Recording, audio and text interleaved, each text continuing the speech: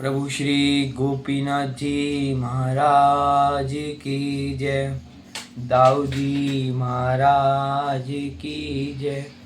गंगा मैया की जय। मैं रुद्र गोस्वामी पुष्टि मार्गी अष्टम पीठ श्री गोपीनाथ जी मंदिर डेरा गाजी खान ब्रज धाम वृंदावन धाम से गंगा दशहरा के इस पावन पर्व पे आप सभी के सामने प्रस्तुत हूँ। आज गंगा दशहरा है। आज के दिन ही गंगा जी का धरा धाम पृथ्वी पर आगमन हुआ था।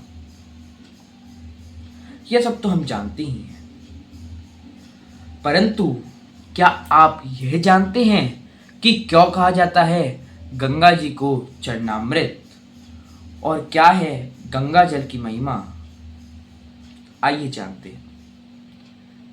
तो जब भगवान विष्णु ने वामन अवतार धारण किया और राजा बलि की यज्ञशाला में दान लेने पहुंचे, तब उन्होंने 3 पग में तीनों लोक नाप लिए और भगवान विष्णु का, भगवान वामन का बायां पांव, बायां पैर ब्रह्मलोक को पार कर ब्रह्मांड के सृजन को ही फाड़ देता है।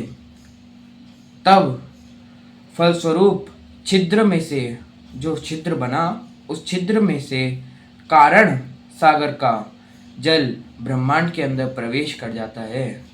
तब ब्रह्मा जी उस कारण सागर के जल को अपने कमंडलों में भर लेते हैं और उसी जल से भगवान विष्णु के बाएं पैर को, बाएं पांव को धोते हैं।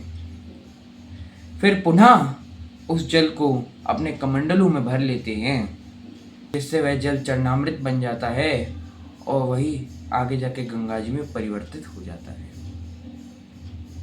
इस कारण से गंगा जी को चरणामृत कहा जाता है और इसी कारण से गंगा जी को श्री हरि चरण रजोहारिणी वह विष्णुपदी भी कहा जाने लगा। शास्त्रों में गंगा जी के बारे में कहा है कि अकाल मृत्यु हरिणिम सर्व व्याधि विनाशनम, अकाल मृत्यु को हरने वाली, सर्व व्याधि, सर्व तापों, सर्व रोगों का नाश करने वाली वह ब्रह्म स्वरूपिणी हरि चरणामृत गंगा मैया है। आदि गुरु शंकराचार्य जी भी अपने गंगाष्टकम में लिखते हैं कि गंगा जी मुरारी चरणामृत हैं। भगवान श्री कृष्ण मुरारी भगवान श्री कृष्ण की चरणामृत है। इसीलिए भगवान शंकर गंगा जी को अपने शीश पे धारण करते हैं।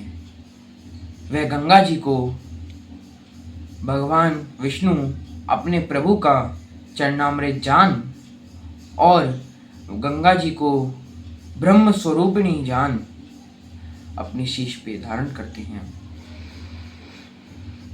कवि रसखान ने तो यहाँ तक कहा है इस विषय में कि भगवान शिव हलाहल विष को भी और विषैले पदार्थ को भी इसलिए ग्रहण कर पाते हैं क्योंकि वो जानते हैं कि उनके शीश पे गंगा मैया विराजमान हैं, वह उन्हें कुछ नहीं होने देंगी। ये गंगा जल की, ये गंगा जी की महिमा है। कवि रसखान इस विषय में कहते हैं कि ऐरी सुदामई भागीरथी नितपत्य अपत्य बने तो ही पोसे, और आंख धतूरा चबात फिरे विष खात फिरे शिव तेरे भरोसे।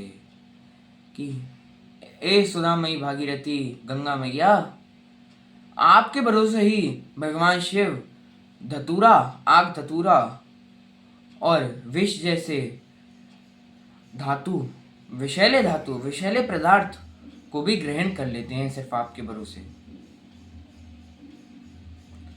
गंगा जल की ये महिमा है।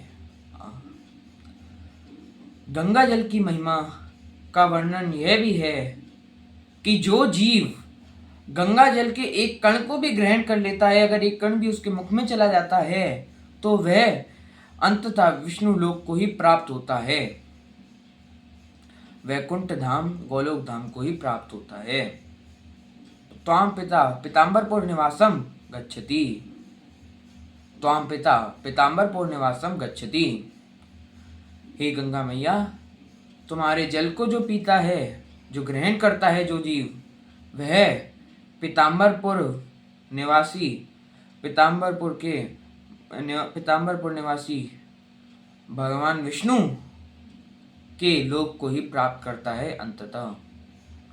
ये गंगा जी के जल की महिमा है, ये गंगा जी की महिमा है।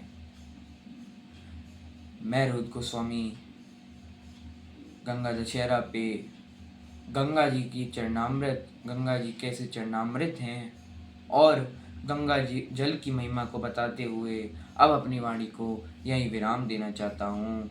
वामी नमामि विरमामि।